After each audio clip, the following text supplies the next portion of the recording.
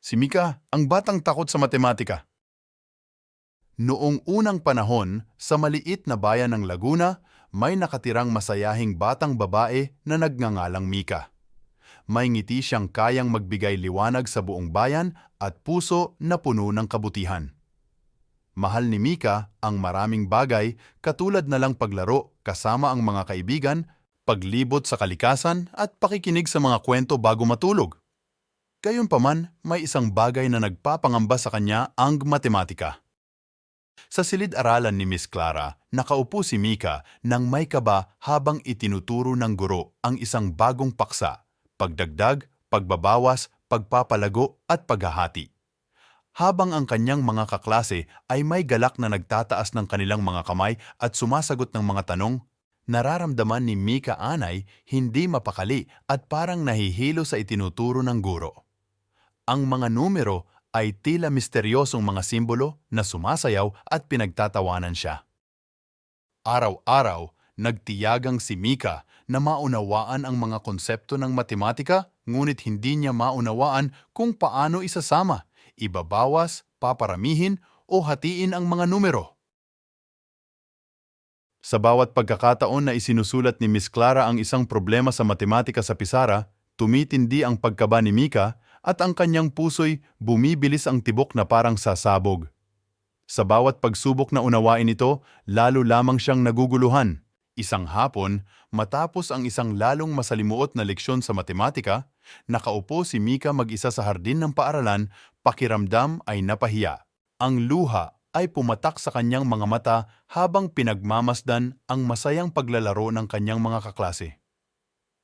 Bakit hindi ko magawa ang matematika tulad ng iba? Ang tanong niya sa sarili. Biglang may marahang boses na pumutol sa kanyang iniisip. Ito ay si Binibining Marla, ang mabait na tagalinis ng paaralan. Na may isang ngiti, umupo siya sa tabi ni Mika at tinanong kung ano ang kumukulo sa kanyang dibdib. Ipinagsalaysay ni Mika ang kanyang nasa puso, inamin ang kanyang takot sa matematika at ang kanyang mga pagsubok sa mga numero. Nakinig si Binibining Marla nang may pagpapaabot, ang kanyang mga matay puno ng pangunawa. Pagkatapos, kinuha niya ang isang maliit, lumang notebook mula sa kanyang bulsa. Ito ang mahiwagang notebook, sabi ni Mrs. Rose. Isulat mo lamang dito ang iyong saloobin at mga katanungan at tutulungan ka nitong matuto. Mula sa araw na yon, dala-dala ni Mika ang lumang notebook kahit saan siya pumunta. Sa tuwing siya ay nahaharap sa isang mahirap na problema sa matematika, kinukuha niya ang kanyang lapis at nagsisimulang sumulat. Gumuhit siya ng mga larawan, gumawa ng mga listahan, at isinulat ang kanyang mga iniisip, ginagawang kwento ang mga numero at mga ekwasyon. Sa paglipas ng mga linggo, unti-unti nang nawala ang takot ni Mika sa matematika. Sa bawat tuldok sa kanyang notebook, natuklasan niya ang mahika na nakatago sa mga numero.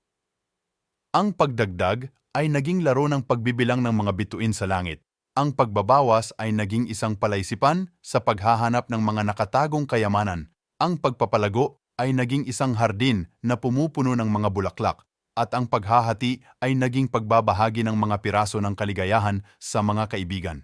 Isang maulan na hapon, buong tapang na itinaas ni Mika ang kanyang kamay sa klase ng matematika. Sa pagtitiwala sa sarili, nagbigay siya ng solusyon sa isang mahirap na problema na noon ay naguguluhan siya. Ang buong klase ay nagulat at nagpalakpakan habang si Miss Clara ay napangiti sa ipinamalas ni Mika.